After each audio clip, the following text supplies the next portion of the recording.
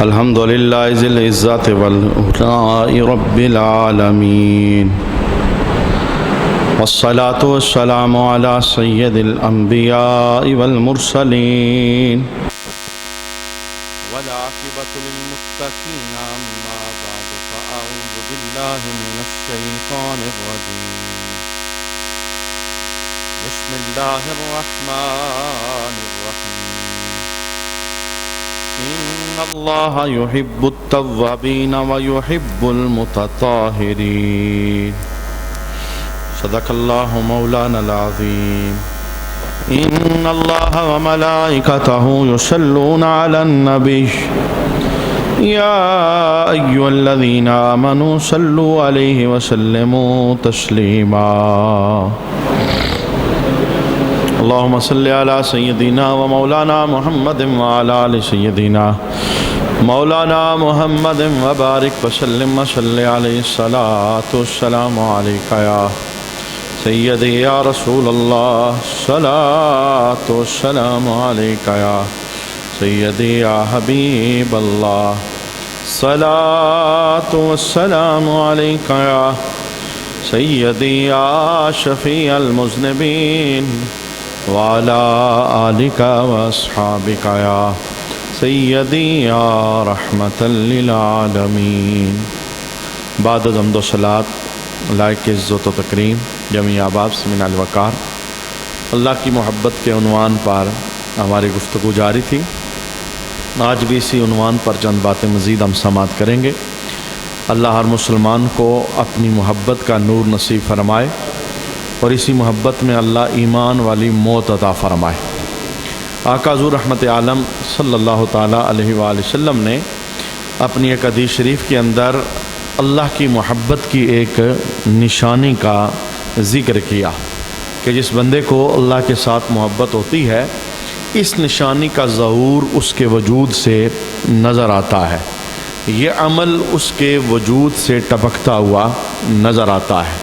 حدیث شریف کے اندر تین باتیں ہیں، ایک ہمارے عنوان کے ساتھ تعلق رکھتی ہے، مزید برکت کے لیے جو دو باتیں ہیں انہیں بھی ہم سماعت کریں گے۔ آقا حضور رحمت عالم صلی اللہ تعالیٰ علیہ وآلہ وسلم نے ارشاد فرمایا من تواضع للہ رفعہ اللہ، جو بندہ اللہ کے لیے عاجزی کرتا ہے اللہ اسے بلندی عطا فرما دیتا ہے۔ یہ مذہب کا بڑا خوبصورت اسلوب ہے اور اصول ہے اور ضابطہ ہے، جو جتنا جھکتا جاتا ہے اللہ اسے اتنی ہی بلندی اور عزتیں عطا فرماتا ہے۔ یعنی مذہب اور اسلام کے اندر بلند ہونے والوں کو بلند نہیں کیا جاتا، تکبر کرنے والوں کو بلند نہیں کیا جاتا، سینہ چوڑا کرنے والوں کو بلند نہیں کیا جاتا، اپنی دولت کے بل بوتے پر تکبر وجود کے اندر داخل کرنے والوں کو بلند نہیں کیا جاتا، بلکہ مذہب اور اسلام کے اندر اور دین کے اندر اور اللہ کے دربار کے اندر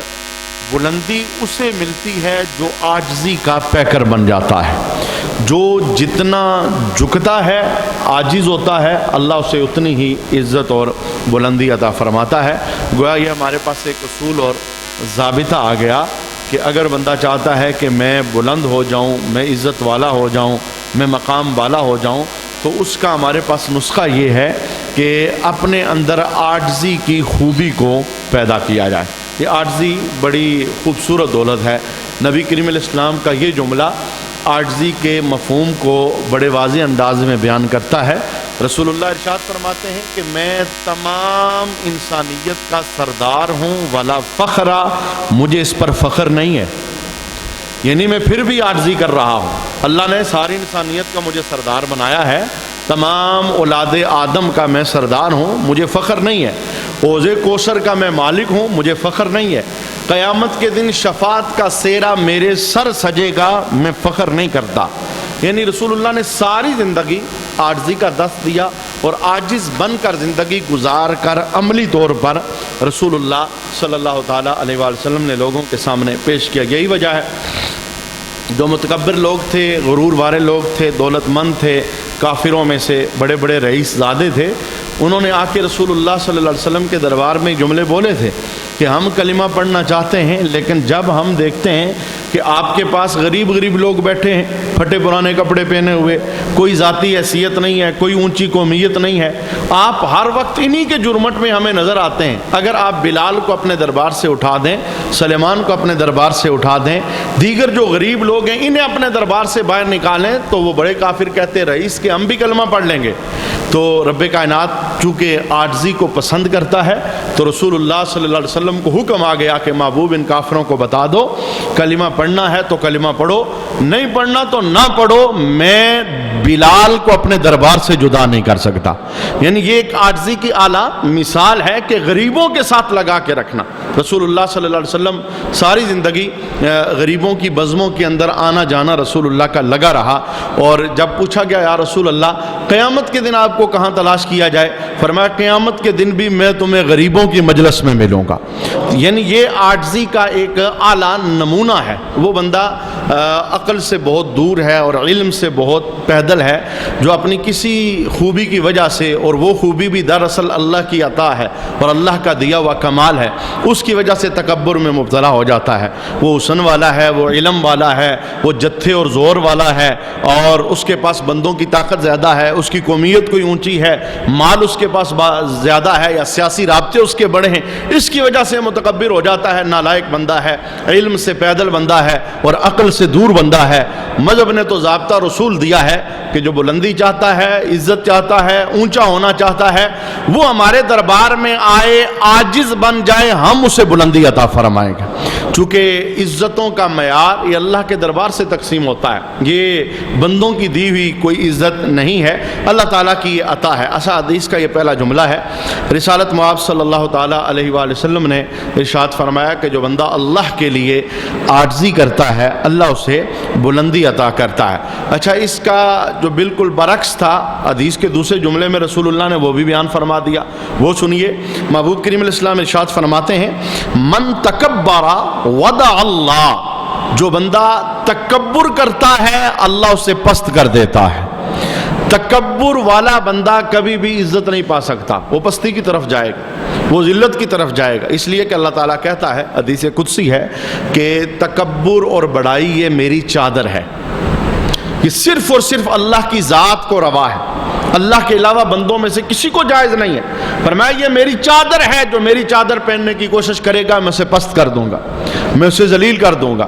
لہٰذا رب کائنات نے محبوب کریم علیہ السلام کی زبان سے بار بار اعلان کروائے کہ جو کلمہ پڑھنے والے ہیں ایمان والے ہیں، تاکہ انہیں پتہ چلے عزت کیسے ملتی ہے، ذلت کیسے ملتی ہے، بلندی کیسے ملتی ہے، پستی کیسے ملتی ہے۔ بلندی اور عزت کے عنوان پر رسول اللہ نے ارشاد فرمایا عاجز بنو، اللہ تمہیں بلندی اور عزت عطا فرمائے گا، اور پستی اور ذلت سے بچنے کے لیے ارشاد فرمایا تکبر سے اپنے آپ کو بچا لو، دور کر لو، تکبر نکال لو اپنی زندگی سے، اللہ تعالیٰ تمہیں پستی اور ذلت سے محفوظ فرمائے گا۔ حدیث شریف کا تیسرا جملہ جس میں اللہ کی محبت کی ایک نشانی کا ذکر رسول اللہ نے فرمایا، حضور رحمت عالم صلی اللہ تعالیٰ علیہ وسلم ارشاد فرماتے ہیں من اکثر ذکر اللہ احب اللہ، فرمایا جس کی زبان پر اکثر اللہ کا ذکر جاری رہتا ہے یہ وہ بندہ ہے جس سے اللہ پیار کرنے لگ جاتا ہے۔ یعنی اللہ کی محبت اس کی ایک نشانی ہے، اللہ اس بندے سے محبت فرماتا ہے اور پیار کرتا ہے جو اس کا نام لیتا رہتا ہے۔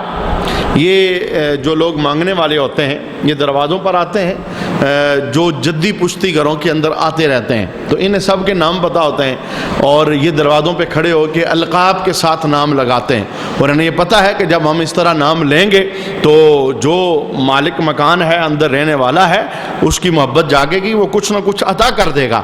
تو نام لیا جاتا ہے عزت کی خاطر اور اس محبت کو جگانے کی خاطر۔ تو جو کائنات کے اندر کائنات کی سب سے بڑی ذات جسے رب کی ذات کہا جاتا ہے، جو بادشاہوں کا بادشاہ ہے، جو ہمارا خالق ہے، مالک ہے، پالنہار ہے، جو عطا کرنے والا ہے، جب کسی کی زبان پر اس کے نام کا نغمہ جاری ہو جاتا ہے، اس کی صبح میں اللہ کا ذکر، اس کی شاموں میں اللہ کا ذکر، اس کی خلوتوں میں اللہ کا ذکر، اس کی جلوتوں میں اللہ کا ذکر، اس کی محفلوں تنہائیوں میں اللہ کا ذکر، تو اس ذکر کا سب سے بڑا جو فائدہ اور جزا اس بندے کو میسر آتی ہے وہ کیا ہے؟ اللہ اس بندے سے محبت کرنے لگ جاتا ہے۔ لہٰذا ہم نے گزشتہ نشست کے اندر بھی اللہ کی محبت کی کچھ نشانیاں سنی تھی، تو ان میں سے ایک نشانی یہی تھی کہ جس بندے کی وجود میں اللہ کی محبت ہے، پہلی نشانی یہ دیکھو گے کہ وہ تمہیں سجدے یا رکوع میں ملے گا، اور اگر سجدے رکوع سے عاجز آئے گا تو زبان سے اللہ کا ذکر شروع کر دے گا، اور اگر زبان اللہ کا نام لیتے لیتے تھک جائے گی تو اس کے سوچوں کے نہاں خانے میں رب کی یاد آ جائے گی۔ تو اب رسول اللہ نے واضح حدیث کے اندر اسے بیان فرما دیا کہ جس بندے کی زبان پر اللہ کا ذکر کثرت سے جاری ہوتا ہے، اللہ اس سے محبت کرنے لگ جاتا ہے۔ یہی وجہ ہے یہ جو اہل اللہ ہیں، جنہیں ہم کہتے ہیں اللہ والے ہیں، کیونکہ ذکر کا مفہوم بڑا وسیع ہے۔ ذکر صرف یہ نہیں کہ آپ کے ہاتھ میں تسبیح ہو اور آپ اللہ اللہ کی صدائیں لگائیں، لا الہ الا اللہ کی صدائیں لگائیں، یہ بھی اللہ کے نام ہے، یہ بھی ذکر کی ایک قسم ہے، لیکن ذکر کا معنی بڑا وسیع ہے اور مفہوم بڑا وسیع ہے۔ رسول اللہ صلی اللہ علیہ وسلم نے صحابہ کی بری بزم کے اندر جب یہ اعلان فرمایا، میرے صحابہ تمہیں پتہ ہے آل اللہ کون ہے؟ اللہ والے۔ اب اللہ والا وہ ہے جو اللہ کا پیارا ہے، اللہ کا محب ہے، اللہ سے محبت کرنے والا ہے، اللہ کا دوست ہے، اللہ کا قریبی ہے۔ رسول اللہ نے نشانی بیان فرمائی، میرے صحابہ تمہیں پتہ ہے اللہ والے کون ہیں؟ یا رسول اللہ، اللہ جانتا ہے، اللہ کا رسول جانتا ہے، آپ ارشاد فرماتے ہیں اہل اللہ کون ہیں، اللہ والے کون ہیں؟ تو اس موقع پر رسول اللہ نے کیا ارشاد فرمایا؟ فرمایا وہ بندہ اللہ والا ہے جو قرآن والا ہے، یعنی جس کی زندگی میں قرآن اتر گیا۔ قرآن بھی اللہ کے ذکر کی ایک قسم ہے۔ قرآن کو پڑھنا، قرآن کو سمجھنا، قرآن کے مطابق زندگی بسر کرنا، قرآن کے اصولوں کو زندگی میں داخل کرنا، قرآن نے جس چیز سے منع کیا رکنا، جس کا حکم دیا کرنا، حرام حلال کا فرق قرآن سے لینا، یہ سارا اللہ کے ذکر کی ایک قسم ہے۔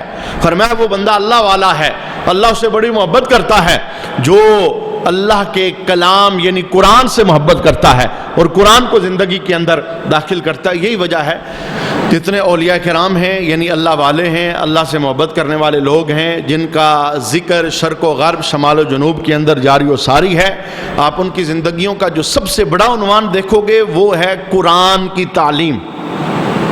حضور سید و مرشدی غوث اعظم رضی اللہ تعالی عنہ آپ ہر مہینے کے اندر مجمع لگا کے درس قرآن دیتے تھے، اور آپ کے درس قرآن کی ایک ایک محفل کے اندر 70 ہزار کا مجمع ہوا کرتا تھا۔ یعنی جتنے بھی اللہ والے ہیں وہ قرآن سے محبت کرنے والے اور قرآن سے پیار کرنے والے ہیں۔ میں نے جملہ اس لیے بولا کہ رسول اللہ نے ارشاد فرمایا کہ جس کی زبان پر کثرت سے اللہ کا ذکر جاری ہو جائے، اللہ اس سے محبت کرتا ہے۔ تو اللہ کا ذکر اس کی ایک قسم قرآن ہے۔ جب بندہ اللہ کا قرآن پڑھنے لگ جاتا ہے، اللہ کے قرآن سے محبت کرنے لگ جاتا ہے، اس کے مطابق زندگی بسر کرنے لگ جاتا ہے، تو اللہ اپنی محبت کی خیرات اس بندے کو عطا فرما دیتا ہے۔ یہی وجہ ہے کہ اللہ والا جب تنہائی کے اندر جنگل کے اندر اللہ کی عبادت کر رہا تھا تو کسی بندے نے ان سے سوال کیا کہ حضور آپ اس تنہائی کے اندر اللہ اللہ کر رہے ہیں تو کیا آپ کو وحشت نہیں ہوتی، آپ کو ڈر نہیں لگتا؟ تو انہوں نے کہا نہیں، مجھے وحشت نہیں ہوتی، ڈر نہیں لگتا۔ اس کی وجہ یہ ہے جب مجھے یہ دل کرتا ہے کہ میں اللہ کو کچھ سناؤں تو میں مصلی بچھا کر نماز میں کھڑا ہو جاتا ہوں، یعنی نماز اپنی ببتا رب کو سنانے کا نام ہے۔ اور بزرگ کہتے ہیں جب مجھے دل کرتا ہے کہ میں اللہ کی سنوں تو میں قرآن کھول کے بیٹھ جاتا ہوں، کبھی اپنی سناتا ہوں کبھی اس کی سنتا ہوں۔ میں تنہا کب رہتا ہوں، میں تو لمحہ لمحہ اللہ کی محبت میں غرق رہتا ہوں۔ تو یہ اللہ رب العالمین کے محبت کو حاصل کرنے کا ایک خوبصورت طریقہ ہے۔ یہی وجہ ہے حضرت عبداللہ بن مسعود رضی اللہ تعالی عنہ آپ کی جملہ بولا کرتے تھے، آپ ارشاد فرماتے تھے کہ اگر تم نے یہ دیکھنا ہے کہ کوئی بندہ اللہ سے پیار کرتا ہے، اللہ سے محبت کرتا ہے، اس کی نشانی کیا ہے، تو حضرت عبداللہ بن مسعود رضی اللہ تعالی عنہ یہ وہ صحابی ہیں جن کے متعلق رسول اللہ نے ارشاد فرمایا تھا میرا عبداللہ بن مسعود امت کے معاملے میں جس مسئلے پہ راضی ہو جائے میں محمد بھی اس مسئلے پہ راضی ہوں۔ فقیہ درجے کے صحابی آپ فرماتے تھے کہ جو بندہ اللہ سے محبت کرتا ہے اس کی نشانی یہ ہے تم دیکھو گے وہ قرآن سے محبت کرنے والا ہوگا، قرآن پڑھنے والا ہوگا، قرآن سکھانے والا ہوگا، قرآن کے مطابق زندگی بسر کرنے والا ہوگا۔ قرآن کو زندگی کے اندر اتارنے کی ضرورت ہے۔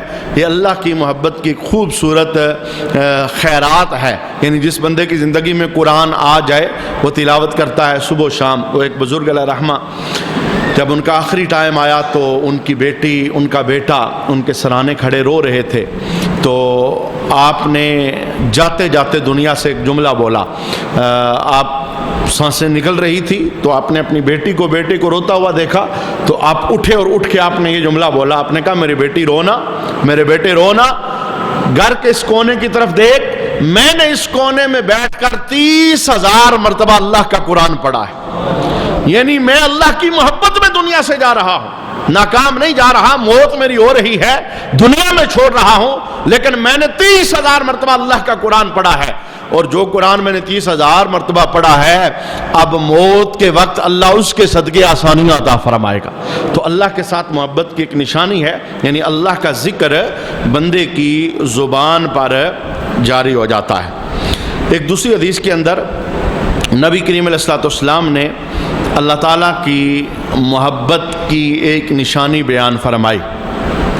یہ جو دنیا کا مال ہے، دنیا کی دولت ہے، اس کے متعلق پہلے رسول اللہ نے کلام ارشاد فرمایا۔ حضور فرماتے ہیں ان اللہ تعالیٰ یؤتی الدنیا من یحب ومن لا یحب۔ اللہ تعالیٰ دنیا اسے بھی دیتا ہے جس سے پیار کرتا ہے، اور اسے بھی دیتا ہے جس سے پیار نہیں کرتا۔ یعنی دنیا اور دنیا کے مال کی رب کے ہاں کوئی حیثیت نہیں۔ ہمارے ہاں پرلے درجے کے لوگ نافرمان ہوتے ہیں، غدار ہوتے ہیں، زانی بدکار ہوتے ہیں، شرابی ہوتے ہیں، اور جب کبھی اس عنوان پر بات ہوتی ہے تو کہتے ہیں بڑا اللہ کا فضل ہے۔ یہ اللہ کا فضل نہیں ہے کہ بندہ مالدار ہے، یہ اللہ کا فضل نہیں ہے کہ دنیا کا رخ اس کے قدموں کی طرف ہو چکا ہے۔ رسول اللہ کی حدیث ہے کہ اللہ تعالیٰ دنیا اسے بھی دیتا ہے جس سے پیار کرتا ہے، اور اسے بھی دیتا ہے جس سے پیار نہیں کرتا۔ اللہ کے ہاں تو دنیا کی حیثیت مچھر کے پر کے برابر بھی نہیں ہے، اور اگر دنیا کی کوئی حیثیت ہوتی تو کافروں کو اللہ نہ دیتا۔ جتنے بڑے بڑے کافر ہیں، نافرمان ہیں، دولتوں کے رخ ان کی طرف ہے، تو پتہ یہ چلا دنیا کی اللہ کے ہاں کوئی حیثیت نہیں۔ ایمان والوں کو اللہ دنیا دیتا ہے تو آزمائش ہوتی ہے بہت بڑی، کہ دیکھیں گے دنیا کے مال و دولت کے اندر غرق ہو کر ہمیں یاد کرتے ہیں کہ نہیں کرتے، ہماری مانتے ہیں کہ نہیں مانتے، ہماری طرف توجہ ہوتی ہے کہ نہیں ہوتی۔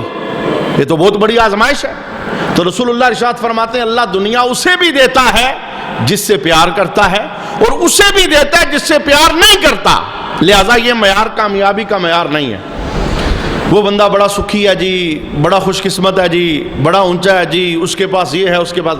لوگ جب گنڈے پر آتے ہیں تو بہت کچھ گن کرتے ہیں، اتنے میرے پلاٹ ہیں، اتنی میری جائیداد ہے، اتنا بینک بیلنس ہے، اتنا کاروبار ہے، اللہ کی بڑی رحمت ہے، اللہ کے بڑے خزانے ہیں۔ یہ اللہ کی رحمت نہیں ہے، یہ اللہ کا فضل نہیں ہے، یہ اللہ کے راضی ہونے کا سبب نہیں ہے، یہ آزمائش ہے، یہ آزمائش ہے۔ حلال ہے تب بھی آزمائش ہے، حرام تو ہے ہی بہت بڑی آزمائش ہے، وہ تو بہت بڑی پکڑ ہے۔ حلال ہے تب بھی آزمائش ہے کہ اللہ تعالیٰ اس کا حق بندے کو ادا کرتے ہوئے دیکھے گا تو رحمت دے گا، اور اگر حق ادا نہیں کرے گا پکڑ کا سبب بن جائے گا۔ جو جملہ اس حدیث کے اندر رسول اللہ صلی اللہ تعالیٰ علیہ وسلم نے ارشاد فرمایا، وہ دیکھیں کہ اصل معیار کیا ہے۔ فرمایا دنیا کی محبت، دنیا کی دولت، یہ اللہ اسے بھی دیتا ہے جس سے محبت کرتا ہے، اسے بھی دیتا ہے جس سے محبت نہیں کرتا۔ جملہ آخری کیا تھا؟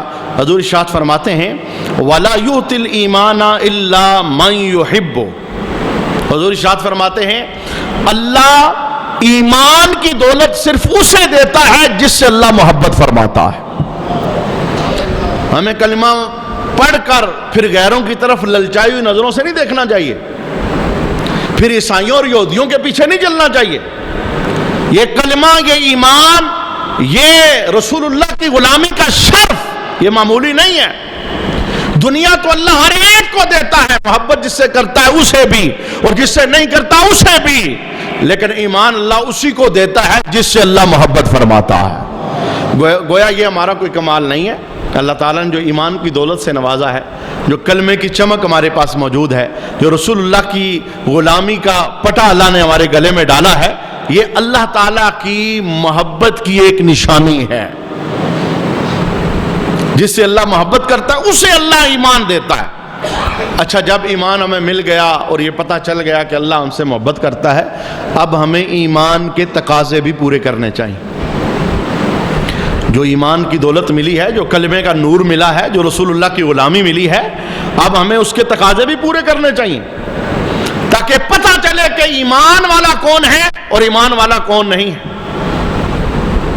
یہی وجہ ہے حضرت حسن بصری اپنے دور کے اندر جب آپ نے ایک کافر کو اسلام کی دعوت دی تو اس کافر نے آگے سے کیا کہا؟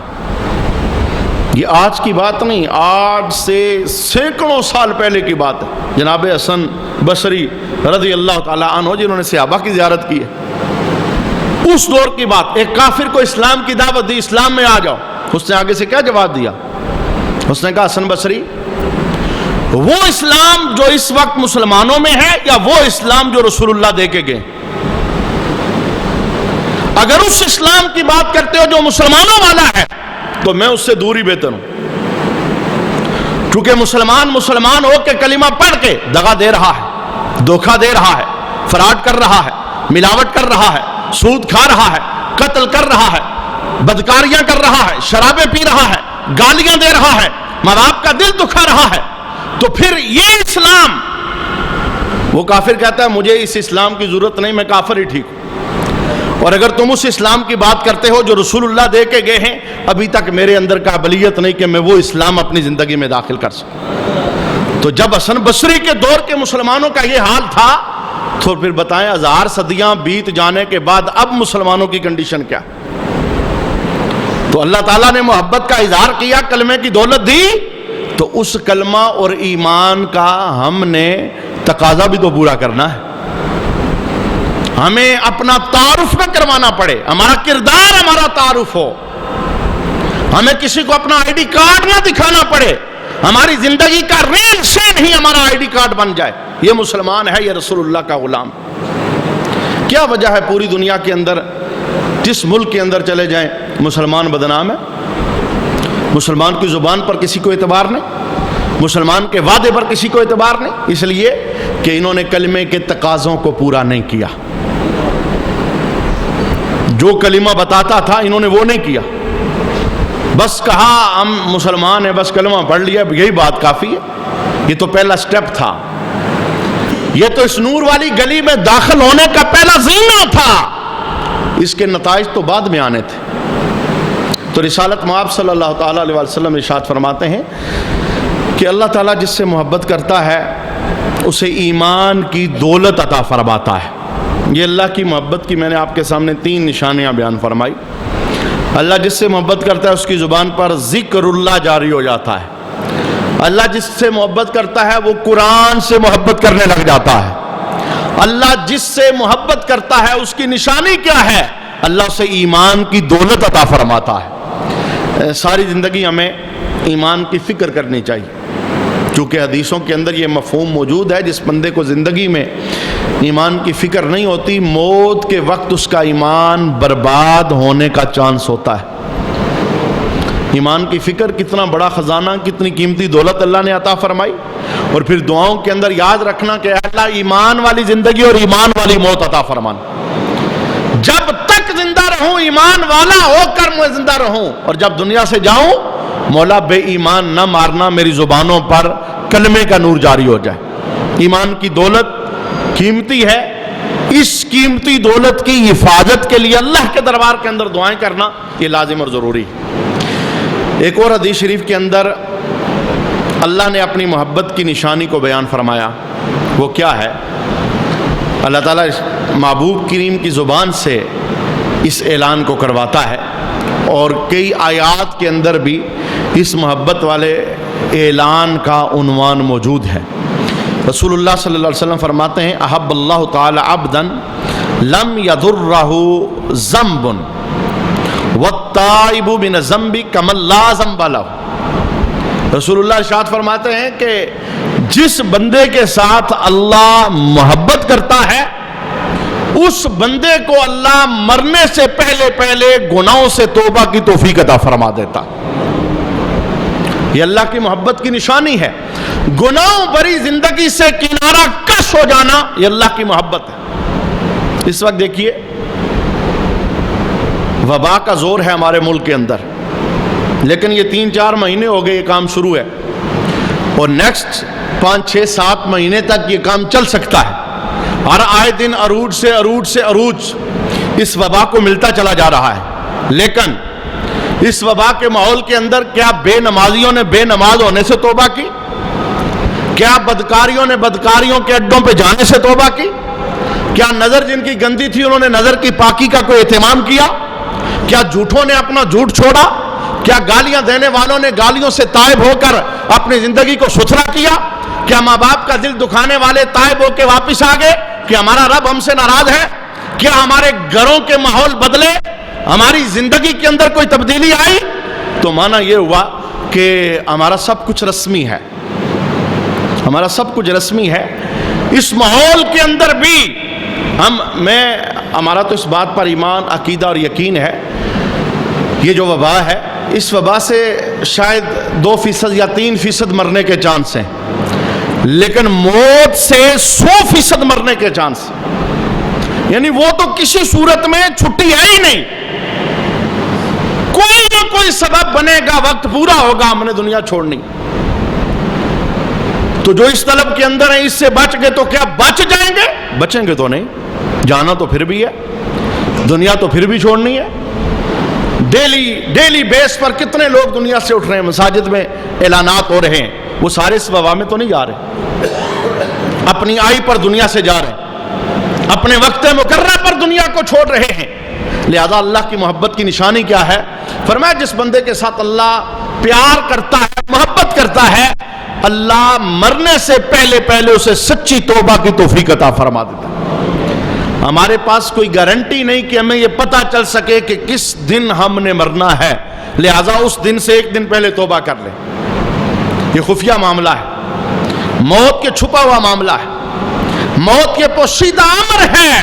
حکم الہی جب پورا ہوگا نہیں پتا، آج ہوگا، کل ہوگا، اگلے دن ہوگا، بیماری میں ہوگا، صحتیابی میں ہوگا، حادثے میں ہوگا، کیسے دنیا چھوڑنی ہے نہیں پتا. لیکن ایک مسلمان کو ہمہ ہر وقت موت کے لیے تیار رہنا چاہیے. اور موت کے لیے سب سے بڑی تیاری کیا ہے؟ گناہوں بھری زندگی سے اپنے آپ کو بچانا، گناہوں سے سچی توبہ کر لینا. غور و فکر کی ضرورت ہے کہ ہماری زندگی کے اندر کون کون سے گناہ کانٹا بن کر داخل ہو چکے ہیں. ہم سنتے ہیں بیانات بھی، تقاریر بھی، اجتماعات کے اندر ہمارا آنا جانا بھی ہوتا ہے، لیکن کیا ایک طرف سے بات سنی دوسری طرف سے نکال دی؟ جہاں کھڑے تھے وہاں ہی کھڑے ہیں. جو زندگی کا پہلے انداز تھا اب بھی وہی انداز ہے. تو پھر اللہ کی محبت کی یہ نشانی ہمارے وجود میں نہیں ہے.